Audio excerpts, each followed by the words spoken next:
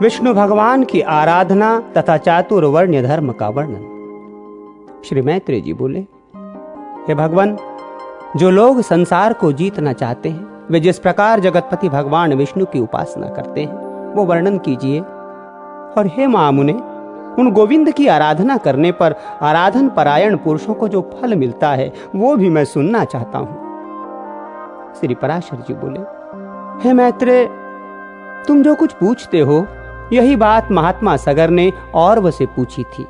उसके उत्तर में उन्होंने जो कुछ कहा वो मैं तुमको सुनाता हूं, श्रवण करो। हे मुनि श्रेष्ठ, सगर ने भगुवंशी महात्मा औरव को प्रणाम करके उनसे भगवान विष्णु की आराधना के उपाय और विष्णु की उपासना करने से मनुष्य को जो फल मिलता है उसके विषय में पूछा था। उनके पूछने पर औरव ने यत्न पूर्वक जो कुछ कहा था वो सब सुनो। और वो बोले, भगवान विष्णु की आराधना करने से मनुष्य भूमंडल संबंधी समस्त मनोरथ, स्वर्ग से भी श्रेष्ठ ब्रह्म पद और परम निर्वाण पद भी प्राप्त कर लेता है। हे राजेंद्र, वो जिस जिस फल की जितनी इच्छा करता है, अल्प हो या अधिक, श्री अच्युत की आराधना से निश्चय ही वो सब प्राप्त कर लेता है। और हे भूपाल, तुमने जो पूछा कि हरि की आराधना किस प्रकार की जाए, सो सब मैं तुमसे कहता हूं, सावधान होकर सुनो। जो पुरुष वर्णाश्रम धर्म का पालन करने वाला है वही परम पुरुष विष्णु की आराधना कर सकता है। उनको संतुष्ट करने का और कोई मार्ग नहीं है।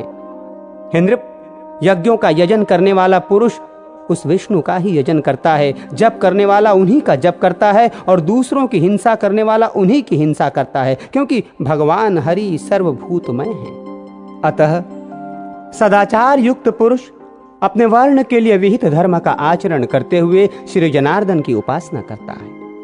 हे पृथ्वीपते, ब्राह्मण, क्षत्रिय, वैश्य और शूद्र अपने अपने धर्म का पालन करते हुए ही विष्णु की आराधना करते हैं, अन्य प्रकार से नहीं। जो पुरुष दूसरों की निंदा, चुगली अथवा मिथ्या भाषण नहीं करता तथा ऐसा वचन भी नहीं बोलता जिससे दूसरों को खेद हो, उससे निश्चय ही भगवान केशव प्रसन्न रहते हैं। हे राजन, जो पुरुष दूसरों के स्त्री, धन और हिंसा में रुचि नहीं करता, उससे सर्वदा ही भगवान केशव संतुष्ट रहते हैं।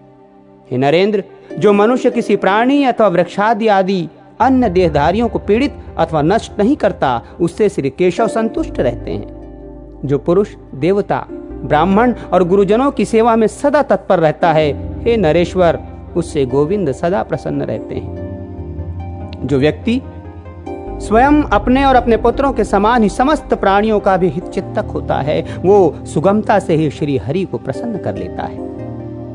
हे नृप, जिसका चित्त रागादि दोषों से दूषित नहीं है, उस विशुद्ध चित्त पुरुष से भगवान विष्णु सदा संतुष्ट रहते हैं।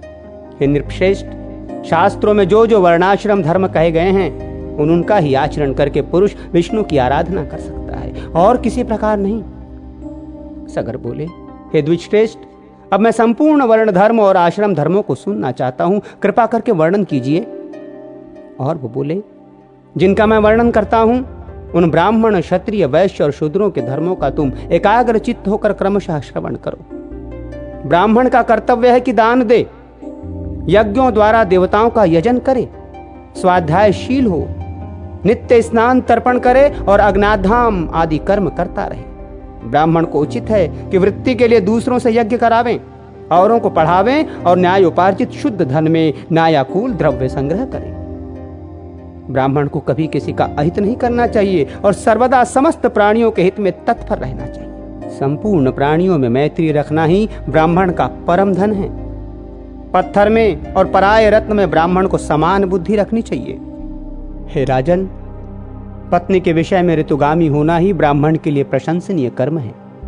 क्षत्रियों को उचित है कि ब्राह्मणों को यथेच्छ दान दें, विविध यज्ञों का अनुष्ठान करें और अध्ययन करें। शस्त्र धारण करना और पृथ्वी की रक्षा करना ही क्षत्रिय की उत्तम आजीविका है। इनमें भी पृथ्वी पालन ही उत्कृष्टतर है।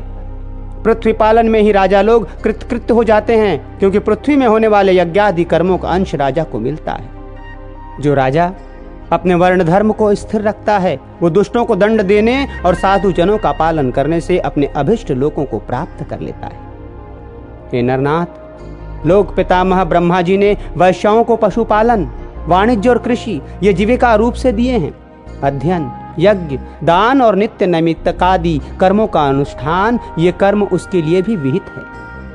शूद्र का कर्तव्य यही है कि द्विजातियों की प्रयोजन सिद्धि के लिए कर्म करे और उसी से अपना पालन पोषण करे, अथवा आपातकाल में जब उक्त उपाय से जीविका निर्वाह न हो सके तो वस्तुओं के लेने देने से, लेने बेचने से अथवा कारीगरी के कामों से निर्वाह करे।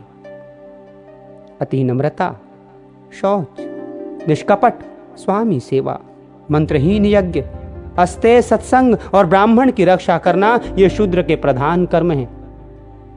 हे राजन, शूद्र को भी उचित है कि दान दे, बलिवैश्व देव तथा नमस्कार आदि अल्प यज्ञों का अनुष्ठान करे, पित्राश्राद्ध आदि कर्म करे, अपने आश्रित कुटुंबियों के भरण पोषण के लिए सकल वर्णों से द्रव्य संग्रह करे और ऋतुकाल में अपनी ही स्त्री से प्रसंग करे।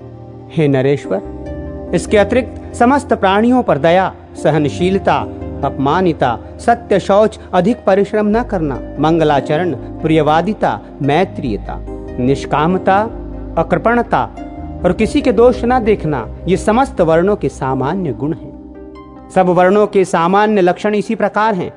अब इन ब्राह्मणादि चारों वर्णों के आप धर्म और गुणों का श्रवण करो। आपत्ति के समय ब्राह्मण को क्षत्रिय तथा वैश्य वर्णों की वृत्ति का अवलंबन करना चाहिए तथा क्षत्रिय को केवल वैश्य वृत्ति का ही आश्रय लेना चाहिए। ये दोनों शूद्र का कर्म, सेवा आदि कभी न करे। हे राजन, इन उपरोक्त वृत्तियों को भी सामर्थ्य होने पर त्याग दें, क्योंकि आपातकाल में ही इनका आश्रय लें। कर्म संकर्णता, कर्मों का मेल ना करें। हे राजन, इस प्रकार वर्ण धर्मों का वर्णन मैंने तुमसे कह दिया। अब आश्रम धर्मों का निरूपण और करता हूं, सावधान होकर सुनो।